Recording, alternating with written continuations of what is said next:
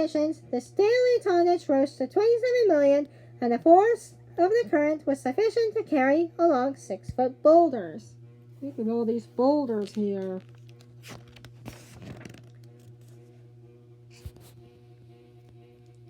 At its deepest point along the stretch of the Granite Gorge, the canyon slices about a mile into the Earth's crust and 2 billion years into its past. It has been called the world's oldest and largest history book. And yet, its striated pages tell only part of the story. Geologists divide the Earth's history into 4 great chronological areas. But the canyon walls represent the earliest two. The Precambrian and the Paleozoic chart at far right. All the rocky evidence, the two most recent areas, the Mesozoic and the Cenozoic, have been worn away by erosion. The rocks that remain, however, record some spectacular geological events. The oldest of the canyon's rocks, the schists at the bottom of the gorge, are rocks of a time when the Earth's roiling center disturbed its surface. They are rocks turned on by eternal pressure, charged chemically by heat, then infiltrated by molten streams of mineral matter. Above them, the 7 tilted layers of rock called the Grand Canyon series were sent aslant by an uplift of vast dimensions along fault lines in the Earth's crust. The canyon's uppermost layers of sandstone, limestone, and shale reflect the imprint of a long procession of seas, deserts, and riverine floodplains, each with its own sediment, distinct in composition and color from those below and above. Yeah.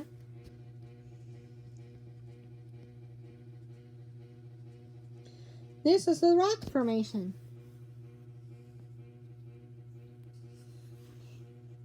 Kaibab limestone, Tarari limestone, Calcanino limestone, Hermit shale, Supai sandstone, Redwall limestone, Temple Bate limestone, Love limestone, Bright Angel shale, Tappy sandstone, Grand Canyon series, Zoroaster granite, Brahma View schist.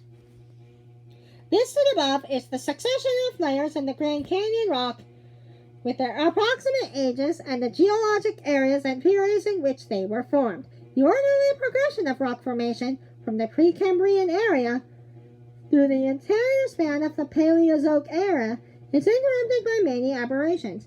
The most obvious of these aberrations once included the 12,000 feet of rock that lay above the Vishnu schist and was largely removed by erosion before the Tappy sandstone was laid down. The eroded materials, the remnants, are still visible in the Grand Canyon series.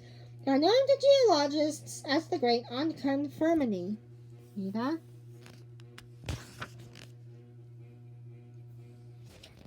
Intersecting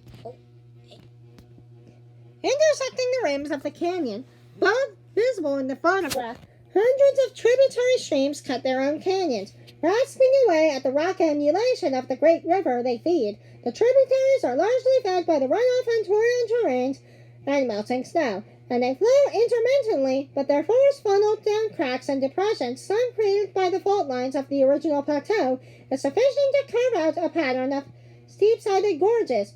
Those on the north rim, seen at left in the photograph, are more numerous. They also extend much further back into the plateau, well beyond the area pictured. These special characteristics of the North Rim's side canyons are largely a matter of relative rainfall and drainage. The North Rim's annual rainfall averages 25 inches, and all of it funnels down to the southward sloping plateau into the canyon. The rainfall of the South Rim totals only 16 inches a year, but much of it, also flowing southward, drains away from the canyon. The North Rim is so deeply excavated by the side canyons that in certain sections its pattern resembles a giant-toothed comb. The side canyons of the South Rim merely serrated in the gentle scallops. Although many of the side canyons intersecting both rims are too minor to have received names, a few, such as the Havasu and Kanab canyons, are many miles long, with perennially flowing streams of tributary canyon systems of their own. There's a big canyon here.